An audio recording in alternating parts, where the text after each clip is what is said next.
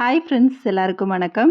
இன்னைக்கு ஒரு சூப்பரான இன்ட்ரெஸ்டிங்கான சமையலோட நம்ம சின்னதா டீக்ளட்டரிங் எப்படி கிச்சனில் இருக்கணும் அதையும் ஷேர் பண்ணியிருக்கிறேன். வீடியோக்குள்ளே போகிறதுக்கு முன்னாடி என்னோட வீடியோஸ் பார்த்துட்டு இருக்கவங்களுக்கும் என்ன இது வரைக்கும் சப்போர்ட் பண்ணவங்களுக்கும் ரொம்ப ரொம்ப நன்றி. பிரேக்ஃபாஸ்ட்டுக்கு சப்பாத்தி தான் ரெடி பண்ணுறேன். அதுக்கு சைடிஷாக செம ஸ்பைசியான மீல் மேக்கர் கிரேவி தான். ரொம்பவே டேஸ்ட்டாக இருக்கும். மீல் மேக்கர் எனக்கு என்னவோ பெருசு பெருசா அந்த பீஸ் இருக்கும். மீல் மேக்கர் பீஸ் அந்த மாரி இருக்கிறத விட, இந்த மாரி குட்டி குட்டி மீல் மேக்கர் இருந்தா சிம்பிளா குக் ஆயிரும். பார்க்கவும் நல்லாயிருக்கும். ஸோ, அதனால் எப்பவுமே நான் சூஸ் பண்ணுறது இந்த குட்டி மீல் மேக்கரை தான். இந்த மீல் மேக்கரை நல்லா பாயில் பண்ணல தண்ணியில் போட்டு, உப்பு போட்டு நல்லா வேக வச்சிட்டோம்னா வேகமாக வெந்துடும். அதுக்கப்புறம் பச்சை தண்ணியில் நல்லா வாஷ் பண்ணிவிட்டு நல்லா பிழிஞ்சு எடுத்து வச்சிடலாம். இல்லைனா அப்படியே ஃபுல்லாக அந்த பால்ஸில் நீர் கோர்த்த மாதிரி இருக்கும். மீல் மேக்கர் வேகிறதுக்குள்ளே நான் தேவையானதெல்லாம் ரெடி பண்ணி வச்சுட்டேன். மீல் மேக்கர் கிரேவிக்கு நம்ம ஃபஸ்ட்டு வதக்கிறது தான் வேலை. அதுக்கப்புறம் ஈஸியாக குக் பண்ணிடலாம். வதக்கிறதுக்கு வெங்காயம், வெள்ளை பூண்டு, இஞ்சி, தக்காளி நல்லா பழுத்த தக்காளியாக 2 தக்காளி சேர்த்துருக்கிறேன்.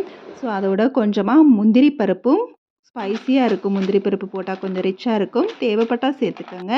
அதுக்கப்புறம் 2 ஏலக்காய், நம்ம வைக்க போகிற கிரேவியை பொறுத்து ஏலக்காய் சேர்த்துக்கோங்க. ஏலக்காய் கொஞ்சமாக கிரேவி வச்சோம்னா ஒரு இது போட்டாலே போதும். இது நான் கொஞ்சம் எக்ஸ்ட்ரா கிரேவிங்கிறனால 2 துண்டு போடுறேன். ஸோ, போட்டு நல்லா வதக்கிக்கலாம். அதுக்கப்புறம் பட்டை, கிராம்பு, அன்னாச்சி பூ, கொஞ்சமாக சோம்பு போட்டு நல்லா வதக்கி விட்டுட்டு கடைசியாக மசாலாலாம் ஆட் பண்ணிக்கலாம்.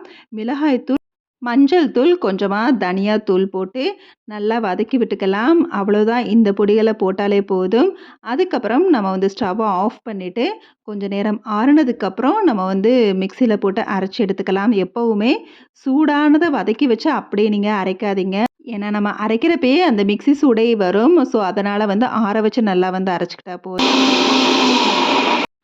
அவ்வளோதான். இதுக்கப்புறம் ஈஸியாக ரெடி பண்ணிடலாம். ஒரு பேனில் எண்ணெய் ஊற்றி கொஞ்சமாக சோம்பு போட்டு அப்புறம் அரைச்சி வச்ச பேஸ்ட்டையும் அதோடு சேர்த்து தேவையான அளவு உப்பு போட்டு நல்லா எண்ணெயிலேயே ஒரு 2 நிமிஷம் நல்லா குக் ஆகட்டும். அதுக்கப்புறமா நம்ம தண்ணி சேர்த்தா போதும்.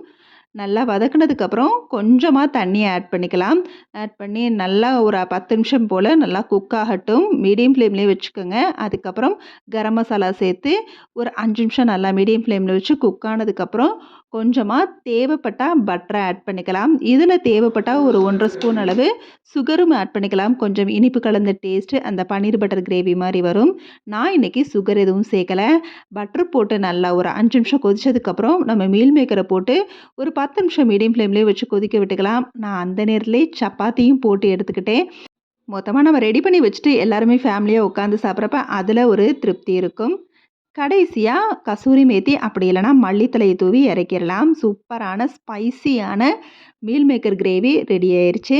நம்ம மசால் வதக்கிறப்ப மிளகாய்த்தூள், மல்லித்தூள் சேர்த்ததுக்கு பதிலாக காரத்துக்கு தேவையான மிளகாயும் கொஞ்சமாக மல்லி விதையும் சேர்த்து வதக்கி அரைக்கலாம். அதுவுமே ரொம்ப டேஸ்ட்டாக இருக்கும். ஸோ, சைடிஷ் ரெடி ஆயிடுச்சு. ஸோ, மெயின் டிஷ்ஷோட வச்சு சாப்பிட்டுக்க வேண்டியதான். கிச்சனில் ஒர்க்கெல்லாம் முடிஞ்சிட்டாலே அப்பப்போ நம்ம இருக்கிற அந்த கவுண்டர் டாப்பில் இருக்கிற எல்லாத்தையுமே எடுத்து வச்சிடணும். அதுலேயும் நல்லா நான் கிளாஸ் கண்டெய்னர்ஸ்லாம் யூஸ் பண்ணுறதுனால நல்லா தொடச்சி எடுத்து வச்சுருவேன். அதனால தான் அது நல்லா கிளாஸி லுக்காக பார்க்கவும் நீட்டாக இருக்கும். ஒன்ஸ் நான் காலி ஆகிட்டாலே க்ரோசரி அதை வாஷ் பண்ணிட்டு தான் யூஸ் பண்ணுவேன். அதோட நம்ம வீக்லி ஒன்ஸாவது நம்ம கிச்சனில் இந்த மாதிரி க்ளீனிங் கொடுத்துக்கிறது நல்லது. காலின் இருந்தால் கிச்சனில் மட்டும் இல்லை, நம்ம எந்த கிளாஸ் ஐட்டங்கள் இருந்தாலும் அதில் நம்ம இந்த மாதிரி க்ளீன் பண்ணலாம். அப்படி இல்லைனா வாஷிங் பவுட்ரு கூட தண்ணியில் மிக்ஸ் பண்ணி நல்லா அதையும் டிக் பண்ணி துணியை வச்சு நல்லா தொடச்சி எடுத்துகிட்டு அப்புறம் நல்ல தண்ணியில் நம்ம மறுபடியும் ஒரு தடவை வெட் கிளாத்தை வச்சு தொடச்சிட்டோம்னா செம்ம க்ளீன்டாக இருக்கும், கிளாஸி லுக்காக இருக்கும். ஸோ, நான் அப்படி தான் எப்போவுமே க்ளீன் பண்ணுவேன். எப்போவுமே இந்த மாதிரி சின்ன சின்ன வேலைகளை அப்பப்போ க்ளீன் பண்ணுறது இப்படி பண்ணிட்டோம் அப்படின்னா எப்போவுமே நம்மளுக்கு நீட் லுக்காக இருக்கும். இல்லைனா இந்த இடமெல்லாம் டல் லுக்காக ஆயிரும். ஸோ, உள்ளே இருக்கிறதே நம்மளுக்கு க்ளீனாக வெளியில் தெரியாது. ஸோ, அதனால் கிச்சனில் க்ளீன் பண்ணுறப்ப நம்ம அப்பப்போ நம்ம கிச்சனில் ஏதாவது குக் ஆகிட்டுருக்கப்போ கூட அந்த கொதிக்கிற நேரத்தில் கூட நம்ம இந்த மாதிரி க்ளீனிங் முடிச்சிடலாம். சிம்பிள் க்ளீனிங்லாம். ஸோ அதுவே நம்மளுக்கு வந்து நீட் லுக்க குடுக்கும். அதே மாரி கிச்சன் கவுண்டர் டாப்ப வெறுமனையா வெட் கிளாத்த வச்சு டெய்லி வந்து நம்ம தொடச்சுட்டா கூட போதும். அதுவே நல்லா வந்து நீட்டா இருக்கும். வீக்லி ஒன்ஸ் வந்து டீப் கிளீனிங் குடுக்கலாம். இது வந்து டைம் இல்லாதவங்கலாம் நம்ம வெறும் வெட் கிளாத்த வச்சு கூட கிச்சன் கவுண்டர் டாப்லாம் கிளீன் பண்ணலாம். அடுத்ததா நம்ம கிச்சன்ல வந்து இந்த மாதிரி பாக்ஸ் எல்லாம் நம்ம வச்சிருப்போம். அடுத்து எதுக்காவது தேவைப்படும் அப்படிங்கிற மாதிரி நெய் வாங்குனா அந்த பாட்டில், ஆயில் வாங்குனா அந்த பாட்டில்ங்கிற மாதிரி ஒவ்வொன்னா வந்து கண்டெய்னர்ஸ் கண்டிப்பா நெறைய வச்சிருப்போம். அதாவது பிளாஸ்டிக் கண்டெய்னர்ஸ் நம்மளுக்கு தேவையில்லன்னா அப்பப்பவே வந்து கிளீன் பண்ணிடுங்க. இந்த 4 பாட்டில்ஸ்லாம் வந்து நான் வந்து எடுத்து வச்சு ரொம்ப நாள் ஆச்சு. ஸோ இப்போ எனக்கு தேவைப்படல. அதனால வந்து மேக்ஸிமம் நான் பிளாஸ்டிக்கே வந்து இப்போ யூஸ் பண்றத குறைச்சுக்கிட்டேன். அதனால இது தேவைப்படல. இந்த பெரிய ஒயிட் கலர் பாக்ஸும், இந்த குட்டி குட்டி இது வந்து மயோனைஸ் குடுத்த பாக்ஸு குட்டியா இருந்துச்சு. ஸோ இத வந்து பூஜை அறைக்கு வந்து யூஸ் பண்ணிக்கலாம். கோயில்கள் அதாவது விளக்கு ஏத்துறதுக்கு கோயிலுக்கெல்லாம் போறப்ப, இதில வந்து சூடம், அப்புறம் கொஞ்சமா ஆயில், நெய் இந்த மாரி கொண்டு போறது கூட இது யூஸ் பண்ணிக்கலான்னு இந்த 2 குட்டி டப்பாவ மட்டும் நான் வந்து பூஜை அறையில வச்சுட்டு, இந்த ஒயிட் பாக்ஸ வந்து கிச்சன் சிங்க் பக்கத்துல வைக்க போறேன் வேஸ்ட் போடுறதுக்காக. மத்த டப்பாவெல்லாம் டீக்ளட்டர் பண்றதுக்காக காலி பண்ணிட்டேன். அடுத்ததா பெரிய இது வந்து கிச்சன்ல மட்டும் இல்ல, வீட்லயே இருக்கிற இந்த கட்டப்பை.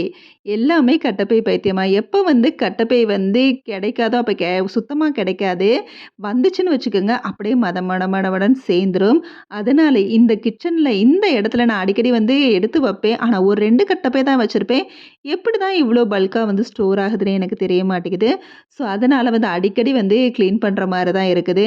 முக்கியமா இத வந்து இனிமே வந்து டீக்ளட்டர் பண்ணி எடுத்துட்டு ஒரு 2 மட்டும் வச்சுட்டு, அடுத்து எப்ப தேவை அதாவது எப்ப வந்து நம்ம கைக்கு கிடைச்சா கூட, அத வந்து ஓரளவுக்கு தேவையானத மட்டும் வச்சுக்கிட்டு, அதுவும் கிச்சன்ல வைக்கக்கூடாது. ஒரு இடத்துல வந்து ஃபோல்ட் பண்ணி வச்சுட்டு, தேவைப்படுறப்ப எடுத்துக்கலாம் அப்படின்னு சொல்லிட்டு, கிச்சன்ல இனிமே இந்த 2 கட்டப்பை மட்டும் இருந்தா போதுங்கிற மாரி கிளீன் பண்ணிட்டேன். ஸோ இந்த கட்டப்பை வந்து எவ்வளோதான் நம்மளுக்கு குடுத்தாலும் பத்தாதுங்கிற மாரி தான் எத்தன பேர் வீட்ல இப்படி இருக்குதுன்னு தெரியல. ஸோ இந்த இடத்த மெயினா வந்து ரொம்ப நாளா வந்து இந்த கட்டப்பையெல்லாம் டிக்ளட்டர் பண்ணணும்னு நெனச்சேன். இன்னைக்கு ஒரு வழியா பண்ணிட்டேன். இந்த இடத்தையே நான் இன்னும் கொஞ்சம் வந்து ஆல்டர் பண்ணி ஏதாவது வந்து டிஃப்ரெண்ட்டா ஆர்கனைஸ் பண்ணலான்னு நெனச்சு வச்சிருக்கிறேன். அடுத்து ஏதாவது வந்து ஐடியா கிடைச்சா கண்டிப்பா அதையும் உங்ககிட்ட நான் ஷேர் பண்றேன். இந்த வீடியோ உங்களுக்கு புடிச்சிருக்கும்னு நம்புறேன். வீடியோ புடிச்சிருந்தா கண்டிப்பா லைக் குடுக்க மறந்துடாதீங்க. அதோட நம்ம சேனலையும் சப்ஸ்கிரைப் பண்ணுங்க. Okay, bye. தேங்க்ஸ் ஃபார் வாட்சிங்.